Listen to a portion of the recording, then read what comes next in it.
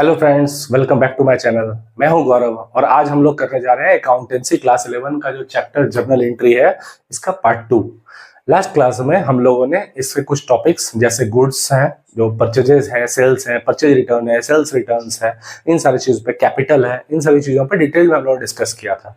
और उनसे रिलेटेड कुछ एग्जाम्पल्स थे जर्नल एंट्रीज के, जिसको हम लोगों ने बना करके देखा था कि जर्नल एंट्रीज बनाते कैसे हैं, फॉर्म कैसे करते हैं। तो उसी से रिलेटेड 2-3 जर्नल एंट्रीज और हैं जिसको आज हम लोग और मतलब अच्छे से क्लियर करने की कोशिश करेंगे। आपको और अच्छे से क्लियरिटी आएगी। जैसे परचेज रिटर्न्स, सेल्स रिटर्न्स की जर्नल एंट्री कैसे होती है, वो लास्ट क्लास में हम लोग नहीं कर पाए थे, तो इसमें हम लोग डिस्कस करेंगे। साथ ही कंपाउंड जर्नल एंट्रीज क्या होती है, कंपाउंड जर्नल एंट्रीज कैसे किया जाता है, क्यों किया जाता है, इसका क्या मतलब होता है, उस पर भी हम लोग डिस्कस करेंगे। ठीक है, तो चलिए शुरू करते हैं। जैसा कि हम लोगों ने लास्ट क्लास में डिस्कस किया था, तो इस तरह की एंट्री हम लोग कर चुके हैं। जैसे गुड्स परचेज फ्रॉम राज, है ना। गुड्स परचेज हो रहा है, हम लोग अपने दुकान में सामान बेचने के लिए माल खरीद करके ला रहे हैं। हम लोग एक दुकानदार हैं। जब भी हम लोग जर्नल एंट्री बनाएंगे तो हर हमेशा ये दिमाग में रखिए, आप एक ये जर्नल एंट्रीज आप अपने फर्म के लिए बना रहे हैं या आप किसी कंपनी में काम करते हैं, उस कंपनी की अकाउंटेंट के तौर पर आप उनकी जर्नल एंट्रीज बना रहे हैं। ठीक है, चलिए। तो जब goods purchase from Raj, goods purchase हुए हैं, तो हम लोग जब गुड्स परचेज कर रहे हैं, तो हम लोग एक फर्म है, हम लोग गुड्स क्यों परचेज करेंगे? सेल करने के लिए, ऑब्वियसली सेल करने के लिए परचेज करेंगे। तो ऐसे जो भी गुड्स जो हम लोग सेल करने के पर्पज से परचेज करते हैं, उसको हम लोग परचेजेस लिखाते हैं। ठीक है, और हम लोगों ने लास्ट क्लास में पढ़ा था कि जो भी माल आप खरीद करके, माल बेचने के लिए जो आप माल खरीदते हैं, वो सभी फर्म क्या मानती है, उसको अपना एक्सपेंसेस मानती है।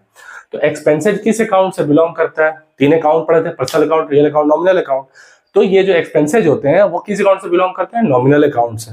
और नॉमिनल अकाउंट का रूल क्या बताता है कि जो भी एक्सपेंसेज हैं उनको डेबिट करिए, जो इनकम्स हैं उनको क्रेडिट करिए। तो गुड्स परचेज, जब हम लोग माल खरीद करके ला रहे हैं, गुड्स परचेज कर रहे हैं, तो ये हमारे लिए एक तरह से फर्म के लिए एक्सपेंसेज है, और एक्सपेंसेज को हम लोग क्या करते हैं? डेबिट करते हैं। तो चलिए पहला ट्रांजेक्शन हम लोग बनाते हैं, फर्स्ट ट्रांजेक्शन। ये डेट वाला कॉलम है, क्योंकि हम लोग एग्जांपल ले रहे हैं, यहाँ पर अभी डेट नहीं है, इसलिए 1 2 3 4 करके लिखेंगे। और जब क्वेश्चन बनाएंगे तो वहां पर जैसे रहेगा अप्रैल 1 2025, तो 1 अप्रैल, तो यहाँ पर भी लिखेंगे 1 अप्रैल, 2 अप्रैल, 3 अप्रैल। जिस तरह से डेट वाइज क्रोनोलॉजिकल, जिस तरह से जर्नल एंट्रीज यहाँ पर आपको दिए गए ट्रांजेक्शन जैसे जैसे हुए हैं, आपको उसी तरह date wise chronologically journal entry बनानी होती है। चलिए, तो सबसे पहला में गुड्स परचेज फ्रॉम राज, तो फर्स्ट एंट्री करते हैं हम लोग। ठीक है, परचेजेस अकाउंट। देखिए, परचेजेस जो भी हम लोग सामान खरीद करके लाते हैं फर्म के लिए, वो हमारे लिए एक्सपेंसेज है, और एक्सपेंसेज को डेबिट करते हैं। तो जो गुड्स परचेज होकर के आ रहा है उसको हम लोग परचेजेस कहते हैं। तो चलिए इसको परचेजेस को डेबिट करते हैं।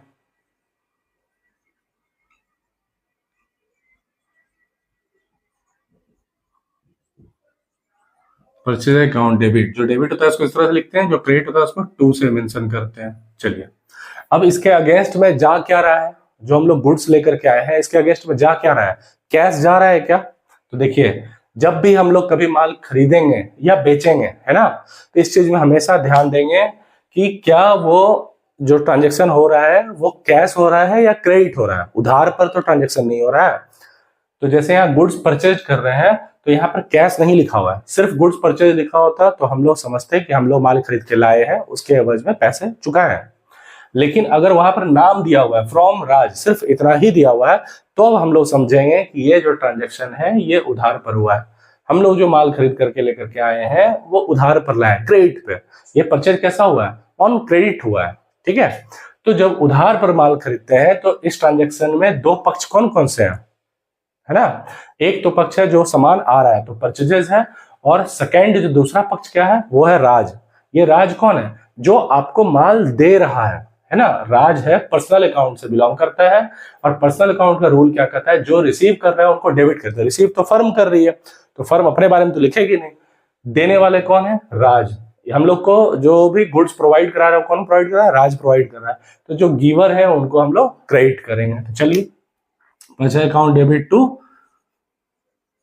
राज अकाउंट। नरेशन लिख लेते हैं। बीइंग गुड्स परचेज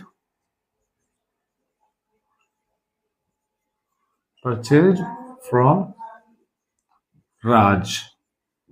कितने का है गुड्स? 30,000 का। तो डेबिट के सामने 30,000 का डेबिट वाले कॉलम में, और क्रेडिट में भी सेम अमाउंट, क्रेडिट के सामने में क्रेडिट 30,000। चलिए सेकेंड ट्रांजेक्शन क्या है, गुड्स रिटर्न टू राज। अभी क्या हुआ, हम लोगों ने जिनसे माल खरीदा था, राज से हम लोग माल खरीद के लेके आए थे, उसमें से कुछ माल क्या हो गया, डिफेक्टिव हो गया या हमें पसंद नहीं आया, है ना, अप टू द मार्क नहीं है प्रोडक्ट। तो हम लोग क्या करते हैं, वैसे प्रोडक्ट को वापस से जहां से परचेज करके लाए हैं, अपने होलसेलर को, कंपनी को, जहां से भी माल खरीद के लाते हैं, उसको वापस भी लौटा सकते हैं। तो 30,000 के माल में से 10,000 ऐसा है, 10,000 का माल ऐसा है जो हम लोग रिटर्न कर रहे हैं, राज से खरीदे थे, राज को वापस कर रहे हैं। तो एक तरह से समझिए ये गुड्स कौन से हैं, जिसको हम लोगों ने परचेज करके लाया था। तो जो परचेजेज है, जो गुड्स परचेज होकर के आए थे, उसी में से रिटर्न जा रहा है।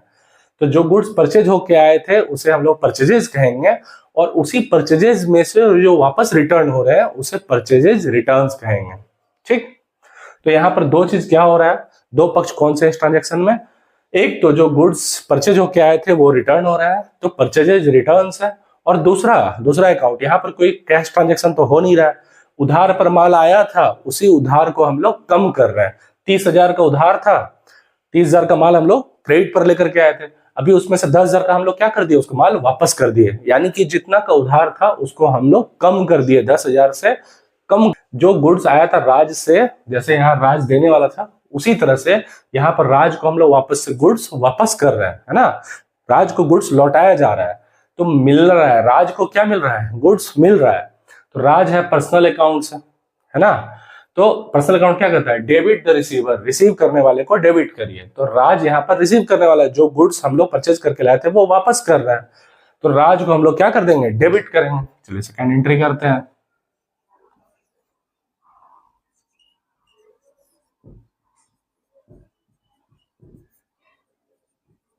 डेबिट टू, जा क्या रहा है हमारे यहां से, जा क्या रहा है हमारे यहां से, गुड्स रिटर्न, जो परचेज होकर के आया था वही रिटर्न होकर के जा रहा है, तो उसी को हम लोग परचेज रिटर्न्स बोलते हैं। क्या जा रहा है ना, तो जो गुड्स हम लोग परचेज करके लाए थे वही रिटर्न होकर के जा रहा है, तो उसको हम लोग परचेजेज रिटर्न्स बोलते हैं, और उसको क्या करें हम लोग, क्रेडिट करेंगे।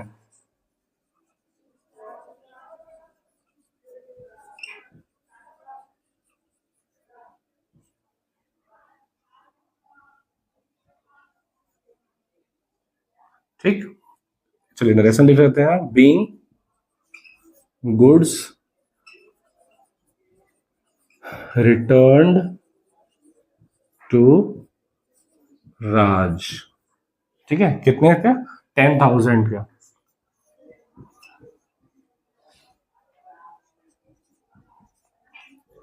देखिए इस एंट्री में एक्चुअल में हुआ क्या, यहां पर राज को हम लोग 30,000 से क्रेडिट किए थे, और यहां पर राज को 10,000 से डेबिट कर दिए। इसका मतलब ये अपोजिट साइड चलता है, डेबिट और क्रेडिट बिल्कुल अपोजिट होता है। अगर किसी को 10,000 रुपए से डेबिट किए हैं और वापस से 10,000 से क्रेडिट कर देंगे तो उसका इफेक्ट जीरो हो जाता है। जैसे आप लोग मैथ्स में पढ़े होंगे, +2 और -2 का इफेक्ट क्या आता है, जीरो आता है। बस सेम वैसा ही है, 2 रुपए से अगर डेबिट कर रहे हैं और 2 रुपए से सेम हेड को अगर 2 रुपए से डेबिट कर रहे हैं और उसी हेड को अगर 2 रुपए से क्रेडिट कर रहे हैं तो उसका इफेक्ट क्या आ जाएगा, जीरो आ जाएगा। तो जैसे क्रेडिट थे, अभी 10,000 डेबिट होने की वजह से अब उनके ऊपर बाकी कितना रह गया, 20,000 रह गया। 30,000 में से 10,000 का माल वापस कर दिए तो उसके ऊपर 20,000 का ही माल उधार रह गया। तो इसका इफेक्ट आप लोग धीरे धीरे समझेंगे, बनाते बनाते धीरे धीरे समझ में आ जाएगा कि इफेक्ट कैसे कम किया जाता है और क्रॉस एंट्री क्या होता है। क्रॉस एंट्री वही होता है जो इफेक्ट को कम कर दे। ठीक, चलिए थर्ड क्या entry, goods sold to Amit. देखिए यहाँ पर गुड्स सेल कर रहे हैं हम लोग, और किसको सेल कर रहे हैं, अमित को। यहाँ पर भी कैश की बात नहीं हो रही है और ना ही गुड्स सोल्ड लिखा हुआ है। सिर्फ गुड्स सोल्ड लिखा होता तो हम समझते कि गुड्स गया और उसके एवज में पैसे आए, लेकिन यहाँ पर कैश की कोई चर्चा नहीं है। और अगर किसी का नाम दे दिया है इसका मतलब है कि ये जो ट्रांजैक्शन है ये क्रेडिट पर हुआ है, हम लोगों ने अमित को उधार पर माल बेचा है। तो ऐसे केस में अमित है पाने वाला, good sold to Amit, Amit पाने वाला है, अमित पर्सनल अकाउंट है, और रिसीवर को हम लोग डेबिट करते हैं तो अमित को डेबिट करेंगे। और हमारे यहाँ से जा क्या रहा है, गुड सोल्ड। जब हम लोग किसी अपने जो प्रोडक्ट जिसको बेचने के लाए हैं, जब हम उसको बेचते हैं तो मेरे फर्म के लिए वो सभी क्या है, इनकम है।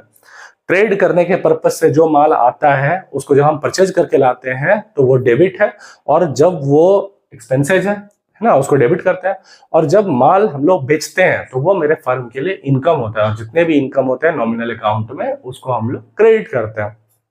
तो चलिए यहां पर क्या हो रहा है, goods sold to Amit, Amit पाने वाला है और जा क्या रहा है, मेरे यहां से गुड्स जा रहा है जो इनकम है, तो अमित को डेबिट कर लेंगे और इनकम्स को क्रेडिट कर लेंगे। चलिए करते हैं।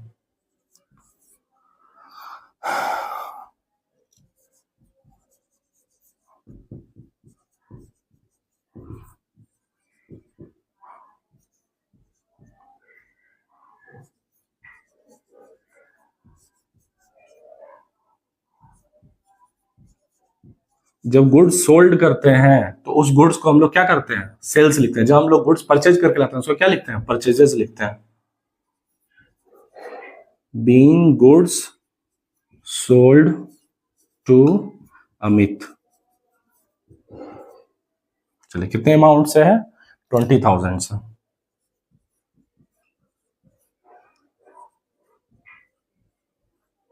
चलिए नेक्स्ट ट्रांजेक्शन क्या है, अमित रिटर्न गुड्स 5,000।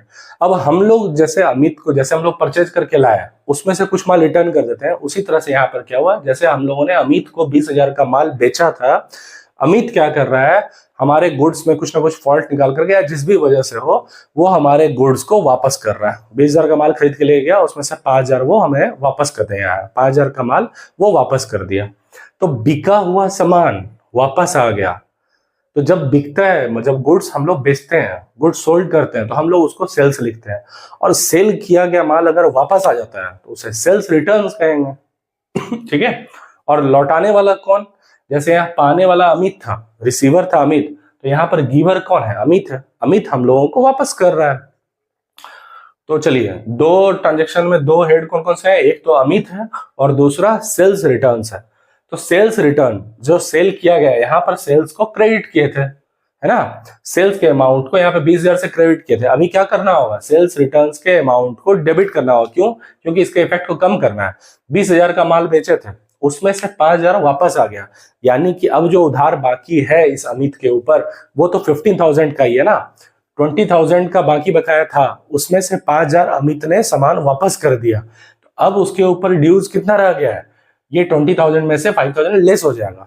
तो उसके अगेंस्ट में अगर क्रॉस एंट्री किया जाए तभी जा करके उसके इफेक्ट को कम किया जाएगा। ऐसे समझते हैं, जैसे अमित पर 20,000 का ड्यूज था, माइनस 20,000 ड्यूज है बाकी है, उसमें से अमित ने 5,000 के गुड्स वापस कर दिए, तो प्लस 5,000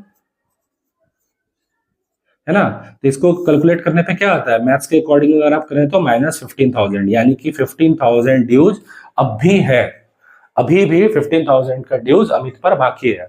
तो जब भी हम लोग इसके इफेक्ट को कम करना होगा तो क्रॉस एंट्री करेंगे, जो यहाँ पर डेबिट किए हैं उसको यहाँ क्रेडिट करेंगे, या यहाँ पर अगर क्रेडिट हुआ है तो उसको यहाँ पर डेबिट करेंगे, इसका क्रॉस इफेक्ट पड़ता है। चलिए इसका एंट्री करते हैं।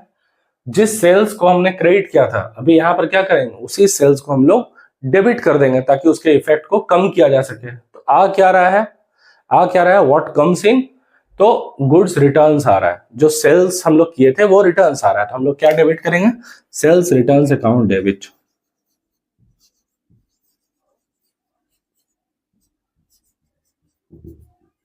अकाउंट डेबिट टू, देने वाला कौन है, हाँ पाने वाला जैसे अमित था, यहाँ पर गुड्स रिटर्न कर रहा है, तो देने वाला कौन है, तो देने वाला अमित है, तो अमित है, debit the receiver credit the giver, तो अमित को हम लोग क्या करेंगे, क्रेडिट करेंगे। यहाँ पर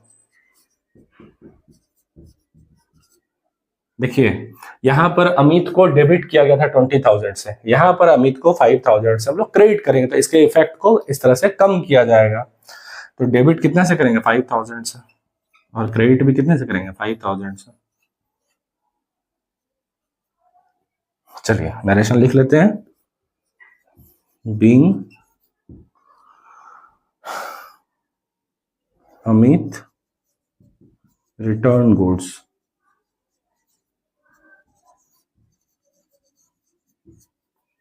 अब जानते हैं compound journal entries. Compound journal entries क्या होते हैं, तो ऐसे कई सारे जर्नल एंट्रीज को सम्मिलित कर दिया जाए, एक साथ कर दिया जाए या मिला दिया जाए, है ना, उन सभी को कंपाउंड जर्नल एंट्रीज कहते हैं। मतलब एक ही साथ एक ही जैसे नेचर के अगर 3-4 जर्नल एंट्रीज को एक ही बार में पास कर दिया जाए तो उन सभी जर्नल एंट्रीज को कंपाउंड जर्नल एंट्रीज कहते हैं। ऐसा कब किया जाता है? जैसे मान लीजिए कि एक ही दिन मान लीजिए आज 1 तारीख है और डे 1 को फर्स्ट ऑफ मान लीजिए सितंबर है आज, तो फर्स्ट ऑफ सितंबर को एक साथ हम लोग एक ही तरह के नेचर के एक्सपेंसेज या इनकम्स इस तरह का कुछ भी है जो एक ही तरह के नेचर के हो, तो उनको अलग अलग ना करके एक साथ भी जर्नल एंट्रीज किया जा सकता है। जैसे हम लोगों ने रेंट पे किया तो इसका एंट्री क्या करते हैं? रेंट है एक्सपेंसेज, है ना, रेंट क्या है? एक्सपेंसेज है। तो आप क्या करते हैं? रेंट अकाउंट डेबिट, और उसके एवज में जा क्या रहा है? कैश है, रियल अकाउंट से, और बोलता क्या है? कम्स इन गोज आउट, जो बाहर जा रहा है उसको क्रेडिट करिए। तो रेंट एक्सपेंसेज है, इसको ऐसे समझिए।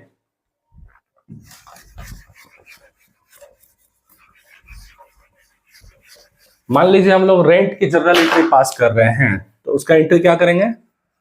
Rent account debit to cash account. मान लीजिए 10,000 का हम लोगों ने रेंट पे किया, ठीक। इसी तरह से हम लोगों ने सैलरी पे किया, तो सैलरी का भी एंट्री ऐसा ही होगा।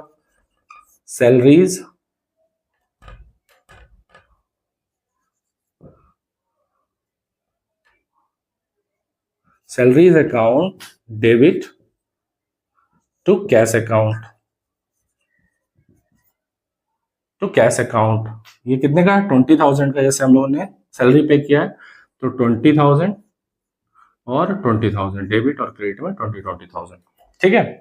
तो कंबाइंड जर्नल एंट्रीज क्या बोलता है कि एक ही तरह के नेचर के अगर जर्नल एंट्रीज हो और एक ही साथ हुए हो, एक ही दिन हुए हो, तो 2 बार अलग अलग जर्नल एंट्रीज करने का कोई मतलब नहीं है। इसको शॉर्ट में हम लोग ऐसे भी कर सकते हैं, जो डेबिट होने वाले सेक्शन है, देखिए इसमें क्रेडिट में कैश और कैश, यहाँ भी कैश यहाँ भी कैश, तो सेम ही है। कैश को 2 जगह एंट्री हुई है, तो इसको अगर सेम डेट के हैं तो इसको हम लोग, और एक ही नेचर के हो, सेम डेट के हो और एक ही नेचर के हो, तो हम ऐसे एंट्रीज को कंबाइंड करके एक जर्नल एंट्री बना सकते हैं। 2 अलग या 3, 4, 5 अलग अलग जर्नल एंट्रीज को मिला करके एक जर्नल एंट्रीज में कंबाइंड कर सकते हैं। जैसे इन दोनों को कैसे कंबाइंड किया जाएगा?